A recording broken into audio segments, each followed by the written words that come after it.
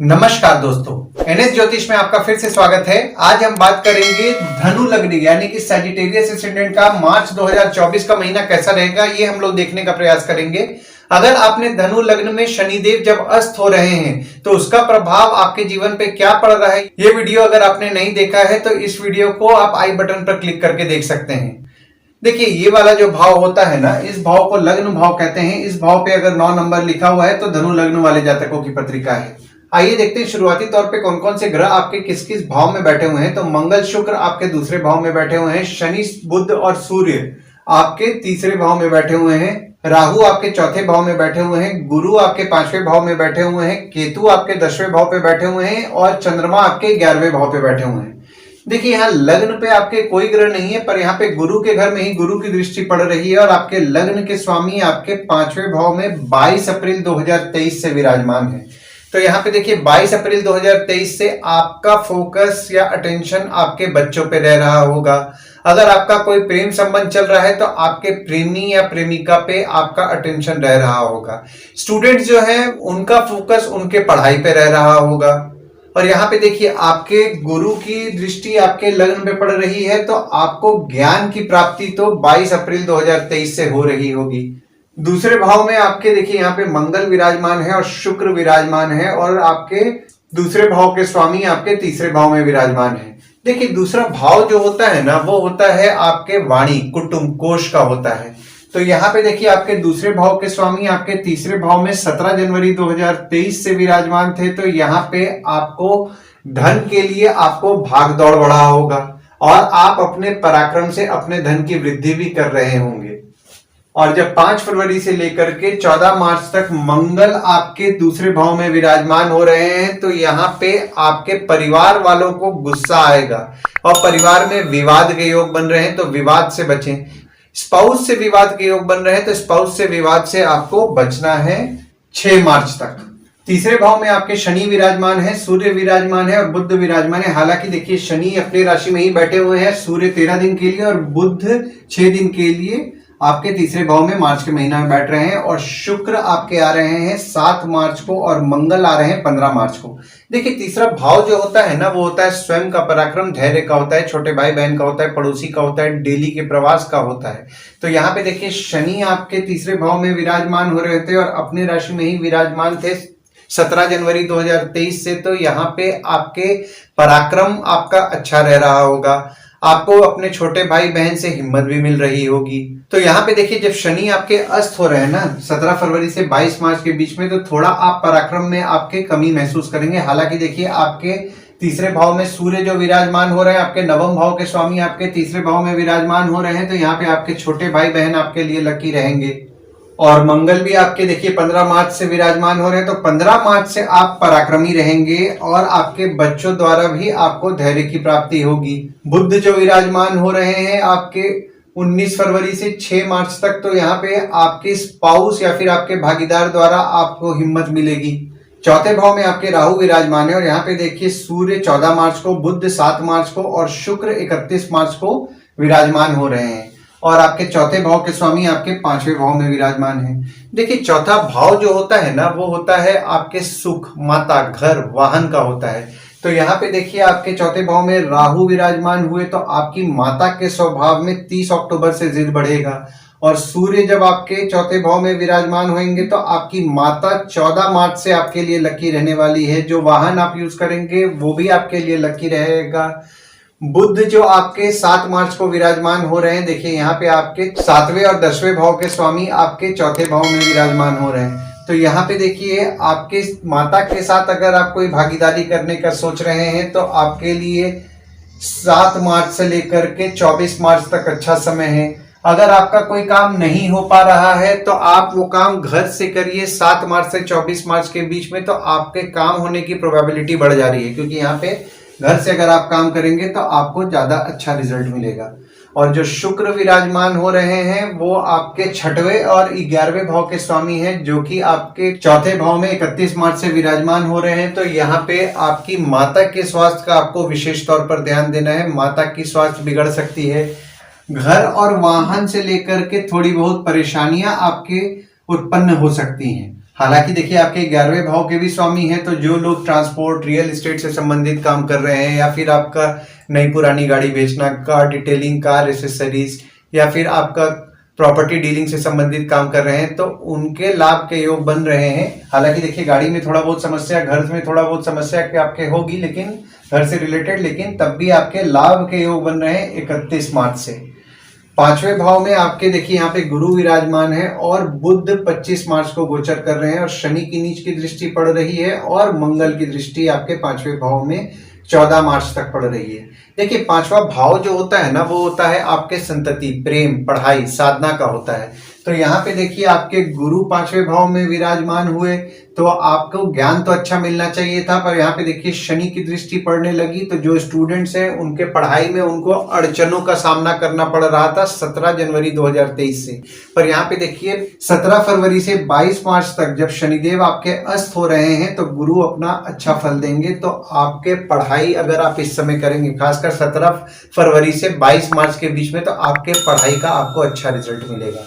और यहाँ पे देखिए आपके बुध भी जो विराजमान हो रहे हैं, वो आपके 7वें और 10वें भाव के स्वामी हैं, जो कि आपके 5वें भाव में विराजमान हो रहे हैं। तो देखिए यहाँ पे बुध जो आपके 25 मार्च को विराजमान हो रहे हैं ना, तो जो स्टूडेंट्स पढ़ते पढ़ते काम करना चाह रहे हैं, उनके लिए 25 मार्च से अच्छा समय है। वे अगर इस समय जॉब खोजने में थोड़ा प्रयास करेंगे तो उनके लिए अच्छा रहेगा।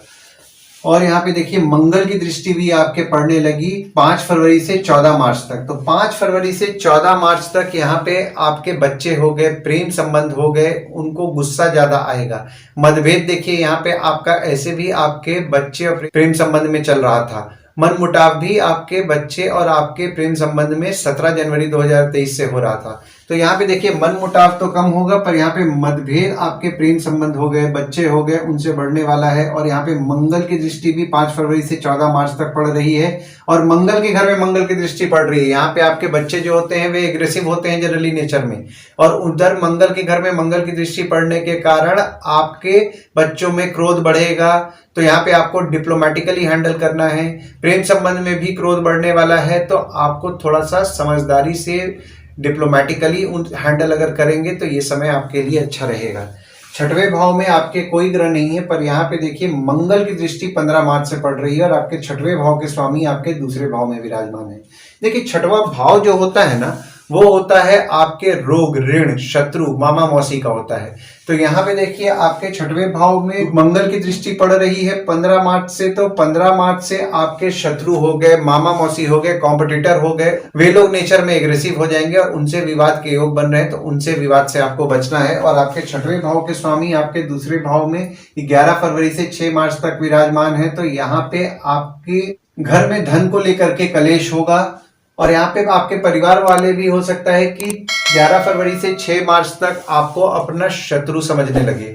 और आपके 6वें भाव के स्वामी जब आपके तीसरे भाव में 7 मार्च से 30 मार्च तक विराजमान रहेंगे, तो यहाँ पे 7 मार्च से 30 मार्च तक आपके छोटे भाई बहन हो गए, पड़ोसी हो गए, उनसे आपके थोड़े शत्रुता हो सकती है, वे आपको अपना शत्रु समझ सकते हैं। और ऊपर से देखिए यहाँ पे 15 मार्च को मंगल भी आ रहे हैं, तो विवाद के चांसेस बन रहे हैं। तो थोड़ा सा इस समय का आपको डिप्लोमेटिकली निकालना है, जैसा कि मैं आपको बता रहा हूँ। और आपके 6वें भाव के स्वामी 31 मार्च को जब आपके चौथे भाव में विराजमान होंगे, माता की तबीयत का आपको एकदम विशेष तौर पर ध्यान देना है। माता की तबीयत थोड़ी बहुत बिगड़ सकती है, जैसा कि मैंने आपको बताया, घर वाहन से संबंधित कुछ परेशानियां आपके उत्पन्न हो सकती है। 7वें भाव में आपके कोई ग्रह नहीं है, पर यहाँ पे देखिए ना ही किसी ग्रह की दृष्टि पड़ रही है। और आपके 7वां भाव जो होता है वो होता है आपके स्पाउस, भागीदार का होता है। और आपका 7वें भाव के स्वामी जो है आपके तीसरे भाव में 19 फरवरी से 6 मार्च तक विराजमान है। तो जैसा कि मैंने आपको बताया, 19 फरवरी से 6 मार्च तक आपके स्पाउस द्वारा आपको धैर्य की प्राप्ति होगी, आपके भागीदार द्वारा आपको धैर्य की प्राप्ति होगी, आपके स्पाउस या भागीदार द्वारा आपको हिम्मत भी मिलेगी।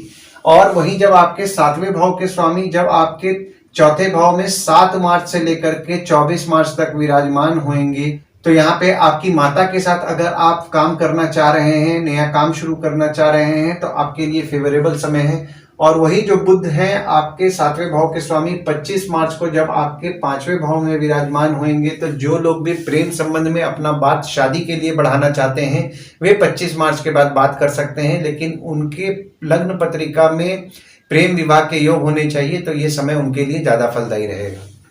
8वें भाव में आपके कोई ग्रह नहीं है और यहाँ पे देखिए मंगल की दृष्टि आपके 8वें भाव में पड़ रही है और आपके 8वें भाव जो है कर्क का है जिसके स्वामी चंद्रमा है। देखिए 8वां भाव जो होता है ना वो होता है आपके आयु, जीवन, मृत्यु, अचानक धन लाभ, ससुराल का होता है। तो यहाँ पे देखिए जब चंद्रमा 19 से 21 तारीख तक आपके 8वें भाव में विराजमान होंगे तो यहाँ पे आपको पानी, समुद्र, स्विमिंग पूल या तालाब से थोड़ा दूर रहें, थोड़ा सा आपको चोट-पाट लगने के योग बन रहे हैं। और 5 फरवरी से 14 मार्च तक यहाँ पे मंगल की दृष्टि पड़ रही है तो आपको चोट-पाट लग सकता है। आपके ससुराल वालों के नेचर में एग्रेसिवनेस आ सकता है, आपका आपके ससुराल वालों से विवाद हो सकता है, तो विवाद से आपको बचना है। और आपके नवम भाव में देखिए यहाँ पे शनि की दृष्टि पड़ रही है, गुरु की दृष्टि पड़ रही है और 5 फरवरी से मंगल की दृष्टि पड़ रही है। देखिए आपका नवम भाव जो होता है ना वो होता है आपके भाग्य, धर्म, जीजा, साली, साला, छोटे भाई के स्पाउस का होता है। तो जैसा कि मैं आपको बताया कि आपके नवम भाव के स्वामी आपके तीसरे भाव में विराजमान हैं, तो यहाँ पे 14 फरवरी से 13 मार्च तक आपके और छोटे भाई बहन और आपके पड़ोसी आपके लिए लकी रहेंगे। और जब आपके नवम भाव के स्वामी आपके चतुर्थ भाव में 14 मार्च को विराजमान होंगे तो आपकी माता आपके लिए लकी रहेगी, घर वाहन आपके लिए लकी रहेगा। पर यहाँ पे देखिए आपके शनि की दृष्टि भी पड़ रही थी आपके नवम भाव में, तो नवम भाव में जब आपके शनि की दृष्टि पड़ रही है और गुरु की दृष्टि पड़ रही है तो शनि आपके नसीब में कहीं ना कहीं बाधा ला रहे थे और गुरु भी अपना पूरा फल नहीं दे पा रहे थे। देखिए यहाँ पे गुरु जो है आपके शनि की दृष्टि में है, तो गुरु शनि की दृष्टि में है तो गुरु को जैसा फल देना चाहिए था वे नहीं दे रहे थे। तो यहाँ पे देखिए 17 फरवरी से 22 मार्च तक जब आपके शनिदेव अस्त होंगे तो यहाँ पे गुरु आपको अच्छा फल देने वाले हैं। तो उसके बाद आपका नसीब आपका इस पीरियड में खासकर 17 फरवरी से 22 मार्च के बीच में अच्छा साथ देगा।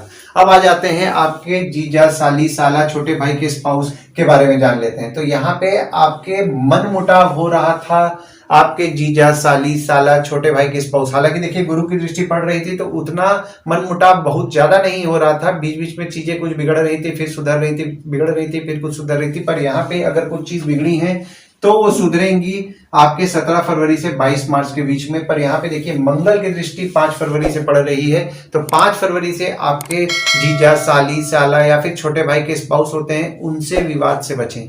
और आपका दशम भाव जो होता है, दशम भाव में आपके केतु विराजमान है और मंगल की दृष्टि 15 मार्च से पड़ रही है और आपके दशम भाव के जो स्वामी हैं आपके तीसरे भाव में विराजमान है। देखिए दशम भाव जो होता है ना वो होता है आपके बॉस, पिता, काम, ऑफिस का होता है। तो यहाँ पे देखिए मंगल की दृष्टि आपके दशम भाव में 15 मार्च से पड़ेगी तो आपके बॉस हो गए, पिता हो गए, उनके स्वभाव में थोड़ा क्रोध बढ़ने वाला है। तो यहाँ पे आपको क्रोध थोड़ा सा समझदारी से हैंडल करना है। ऑफिस का माहौल थोड़ा गर्म रह सकता है। वैसे भी 30 अक्टूबर से जब केतु आपके दशम भाव में विराजमान हुए तो उसके बाद से आपके बॉस और पिता को थोड़ा आपको प्रेडिक्ट करने में परेशानी आ रहा होगा।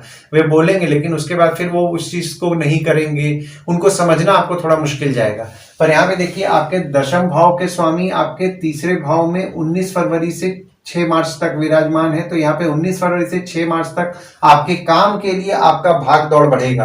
पर जो आप काम के लिए भाग दौड़ करेंगे वो आपके लिए फ्रूटफुल रहेगा। और यहाँ पे आपका भाग दौड़ अगर कोई मिल रहा है तो आप निश्चित तौर पर करें, उससे आपको रिजल्ट पक्का मिलने वाला है। और आपके बॉस और पिता जो होते हैं उनसे भी आपको हिम्मत मिलेगी। और जब आपके दशम भाव के स्वामी आपके चतुर्थ भाव में 7 मार्च से लेकर के 24 मार्च तक विराजमान हो रहे हैं तो यहाँ पे आप अगर कोई काम में आपके कुछ परेशानी आ रहा है, नहीं हो पा रहा है, तो कोशिश कीजिए घर से कीजिए। वो जो समय रहेगा ना, अगर आप घर से काम करेंगे तो काम होने का प्रोबेबिलिटी आपका बढ़ जा रहा है।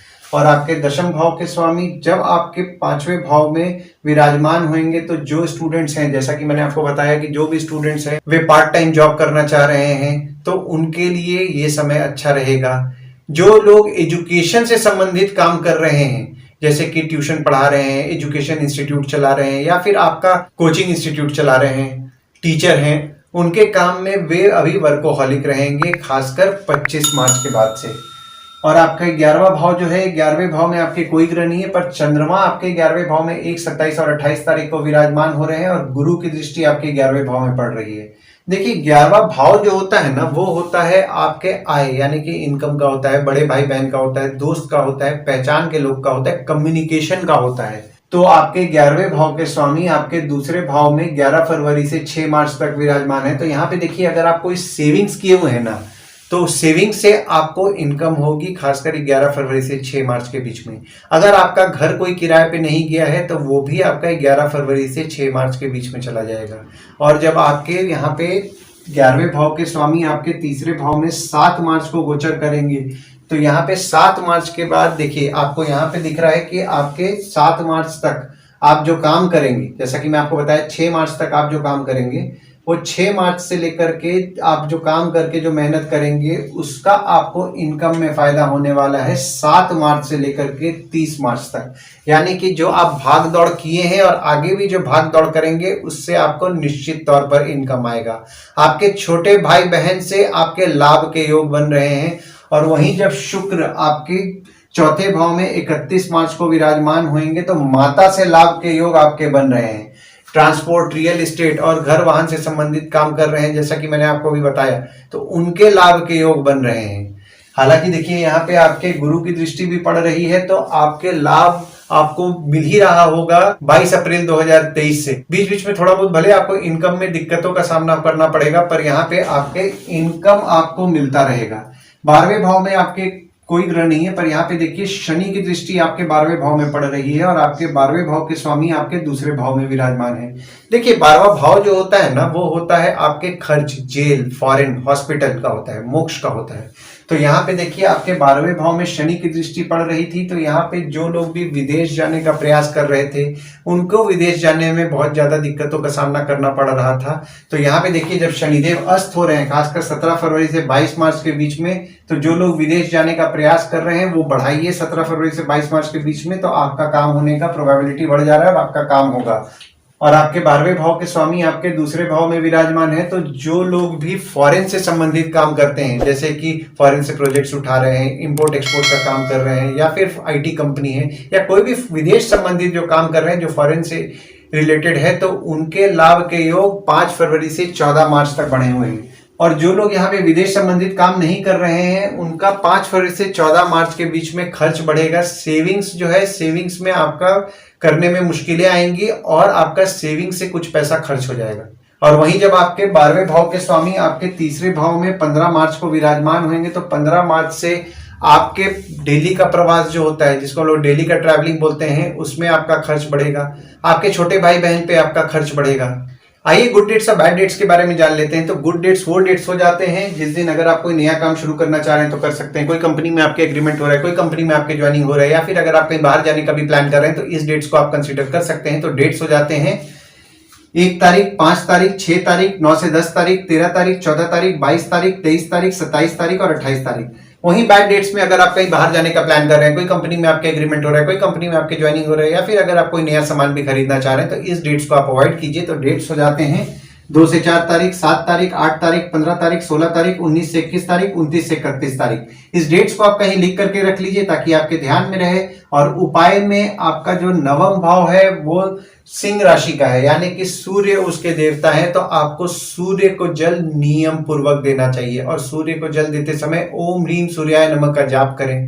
यहाँ पे आपके शनि की दृष्टि पड़ रही है, तो शनिवार के दिन शनिदेव को तेल चढ़ाएं और पीपल के पेड़ के नीचे दिया जला करके अगर आप उसकी परिक्रमा करेंगे, 7 बार अगर आप परिक्रमा करेंगे तो आपको अच्छा लाभ होगा।